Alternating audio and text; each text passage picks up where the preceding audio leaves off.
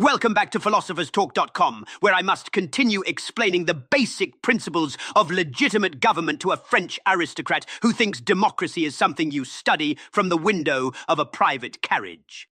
And welcome back to the conversation created by AITalkerapp.com, where you can make your own animated conversations. Link in the description.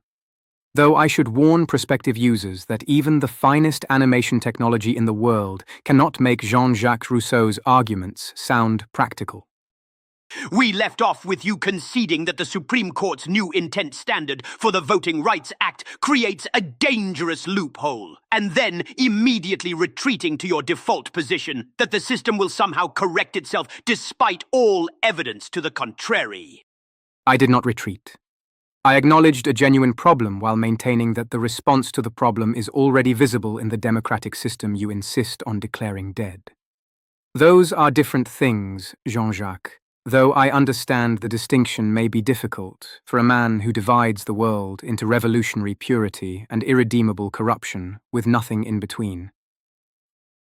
And in the hours since Part 1, the consequences of your beloved system's self-correction have become even more vivid. Florida's Republican legislature approved a gerrymandered map designed to eliminate 4 seats held by black Democratic representatives. Louisiana's governor announced he would suspend primary elections entirely to redraw his state's maps. Republican senators across the South are openly calculating how many majority-minority districts they can dismantle before November.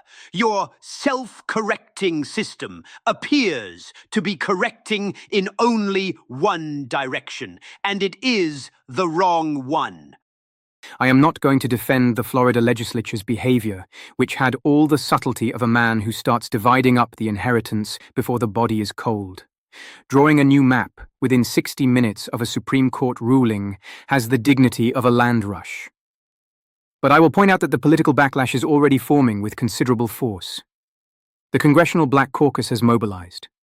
Civil rights organizations are preparing legal challenges under state laws. Blue state legislatures are strengthening their own protections. That is what democratic response actually looks like in practice. It is ugly, and it is slow, and it does not arrive on your preferred schedule, but it does arrive.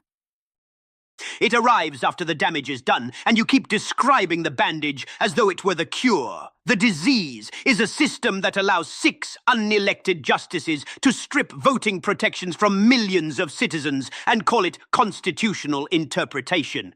Justice Alito wrote that the Constitution almost never permits discrimination on the basis of race, and then used that very principle to strike down the law that was specifically designed to prevent racial discrimination in voting.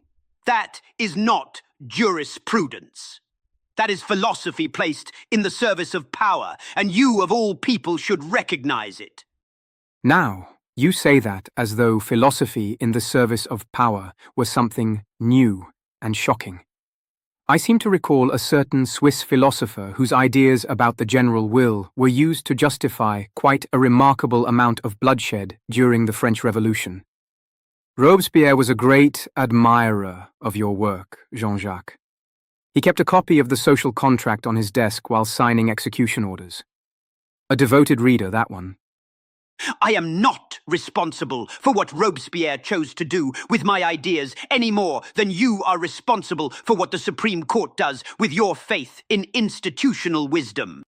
Well now, that is a truly fascinating standard you have established. You are not responsible for the catastrophic consequences of your own philosophy, but the American constitutional system bears full responsibility for every single failure it has ever produced across 2.5 centuries. That seems like a remarkably convenient way to keep the scorecard.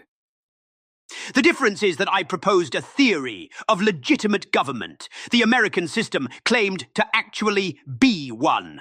When a theory is misapplied by fanatics, that is a failure of application. When a system produces the same injustice consistently for 250 years, that is a failure of design.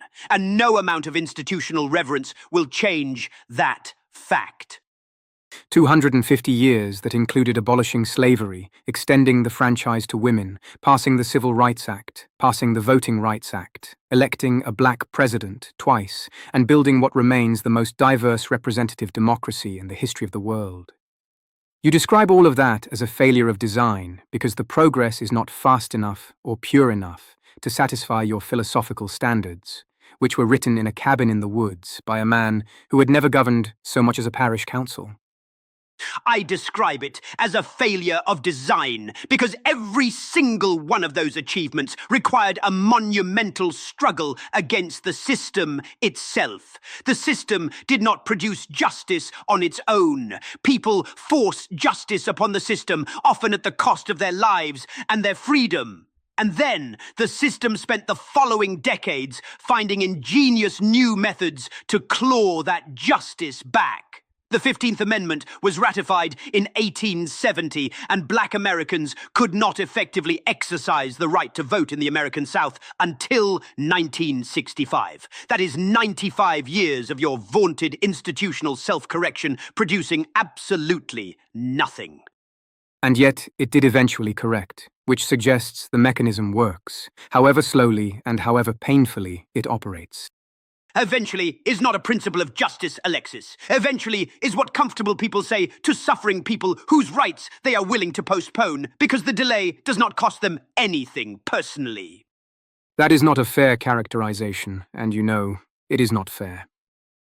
It is entirely fair. You were a French aristocrat who traveled to America, observed its democracy with genuine curiosity and even genuine sympathy, and then returned to France to write about it from a position of complete personal security. You never experienced American racism directed at you. You never had your vote diluted. You never had your district drawn by politicians who wanted to ensure your community could never elect a representative who looked like you. You described the suffering of black Americans with sympathy and even with considerable moral clarity, but you described it from the outside, the way a naturalist describes the habits of an interesting and unfortunate species. And you, Jean-Jacques, described the general will from the inside of your own considerable imagination, having never governed anything, never administered anything, never been responsible for the practical consequences of a single political decision in your entire dramatic life. You wrote passionate treatises about the education of children while sending every one of your own 5 children to foundling homes. You demanded that government serve the people while making yourself genuinely the most difficult person in all of Europe to share a room with for more than 20 minutes. So perhaps we should exercise some caution about who accuses whom of observing suffering from a comfortable distance. My personal failings do not invalidate my political philosophy. No, they do not, and I will grant you that sincerely. But your philosophy's persistent inability to account for its own practical consequences does call it into serious question. Every revolution that drew its inspiration from your ideas ended in tyranny. Every attempt to govern by the general will has produced a dictator claiming to speak for the people. The Committee of Public Safety, Napoleon. Every one of them quoted you on the way up and abandoned you on the way down. At least my imperfect, slow, frequently unjust democratic institutions have produced actual functioning societies where people can vote, speak their minds freely, and criticize their own government without being marched to the guillotine for insufficient revolutionary enthusiasm. And one of those functioning societies just told its black citizens that they have no legal remedy when their voting power is deliberately destroyed, as long as the people doing the destroying are clever enough to write the word partisan on the paperwork instead of the word racial. That is a genuine problem. And I have already said it is a genuine problem. I said it in part 1, and I am saying it again now. But your proposed solution is what, exactly? Tear down representative government root and branch and replace it with direct democracy governed by the general will. In a nation of 330 million people spread across a continent. How precisely do you propose that functions in practice, Jean-Jacques? Where is your mechanism? Where is your administrative structure? Where is your plan for implementation that does not end with someone seizing power in the name of the people and then never giving it back? The general will require that no citizen's fundamental rights be subject to the political calculations of those who hold power over them. It requires that the right to vote be absolute and unconditional and protected by the full force of the social contract between the governed and their government. Any system that fails to guarantee this basic condition of legitimate authority is illegitimate, regardless of how many elegant institutions it has built or how impressive its system of checks and balances appears in a textbook. That is a beautiful principle, and I mean that without sarcasm. It is also completely useless as a guide to practical action in the world as it actually exists. You have described with great eloquence what ought to be.